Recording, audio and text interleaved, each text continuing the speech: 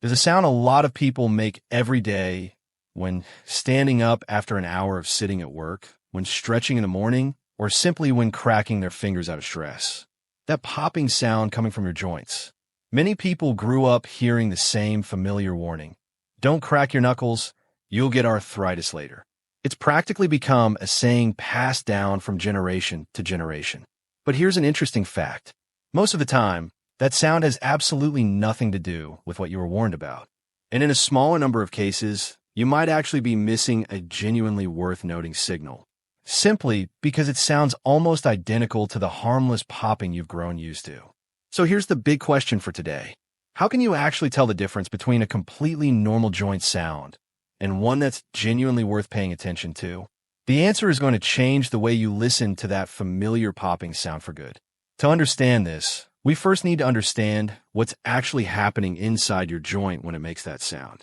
Inside many joints, especially the fingers, the knees, and the neck, there's a fluid called synovial fluid, which acts as a natural lubricant, helping bone surfaces move smoothly without directly rubbing against each other.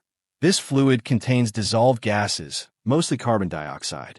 When you stretch or crack a joint, the space inside that joint suddenly increases, lowering the pressure inside. This causes the dissolved gas in the fluid to rapidly form tiny bubbles, similar to how bubbles form the moment you crack open a can of soda. According to researchers who have used medical imaging technology to observe this phenomenon, the popping sound you hear is the sound of that bubble formation happening almost instantly. So what about that warning about arthritis that so many people grew up hearing? This is one of the most interesting parts of the story. According to multiple studies conducted to test this connection, including studies that followed participants over an extended period, no significant evidence has been found showing that habitual knuckle cracking increases the risk of developing arthritis compared to people who don't have that habit. One of the most frequently cited studies actually involves a doctor who ran the experiment on himself, cracking the joints in one hand for years while leaving the other hand uncracked in order to compare the results. While that's just a personal case study, the result aligns with the broader trend found in larger-scale research. That doesn't mean knuckle cracking has zero effect at all.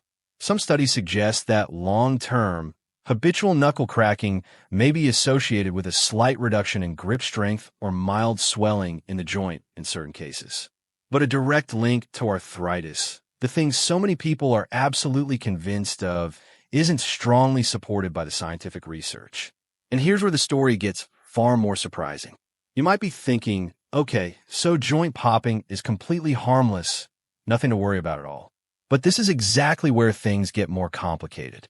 Not every sound coming from your joints is the same, and this is exactly where a lot of people get confused. The pop sound from gas bubble formation that we just described typically has certain characteristics.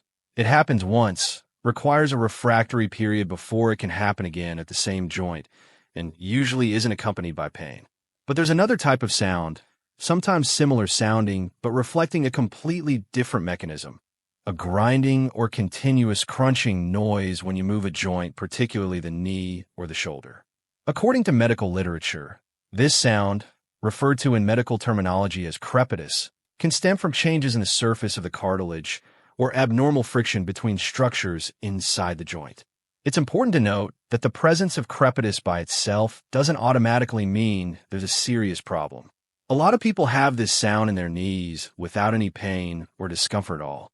But according to orthopedic specialists, if this sound is accompanied by swelling, persistent pain, or a sensation of the joint locking up, that could be worth discussing with a qualified healthcare professional. In other words, the meaningful difference isn't simply does your joint make a sound or not. It's about the type of sound, how often it happens, and whether it comes with other symptoms. What's interesting is that most of us grew up with an oversimplified rule: joint popping is bad. But the biological reality is far more complicated than one general rule applying to every case. Your body produces a lot of different sounds from a lot of different mechanisms, and not all of them carry the same meaning. Lumping every type of joint sound together into one single bad sign actually makes it harder to recognize when a genuinely meaningful signal shows up. So how can you tell the difference in a more practical way? According to widely available medical literature, if your joint popping happens as an isolated event, isn't painful, and isn't accompanied by swelling or restricted movement, most of the time, it's simply the normal gas bubble phenomenon. But if you notice a continuous grinding sound, especially combined with pain, swelling, or a feeling of instability in the joint, that's when it's worth considering a conversation with a qualified professional, rather than simply dismissing it as probably just a normal joint sound. So what does this actually mean for your everyday life? The next time you hear that familiar pop from your fingers or your neck, you probably won't need to worry about a warning that, it turns out, was never strongly backed by solid scientific evidence. But at the same time, you'll also know how to listen to your body a little more carefully, telling the difference between what's normal and what's worth paying a little more attention to. We tend to oversimplify complex signals from our bodies into general, easy-to-remember rules, but ones that aren't always entirely accurate.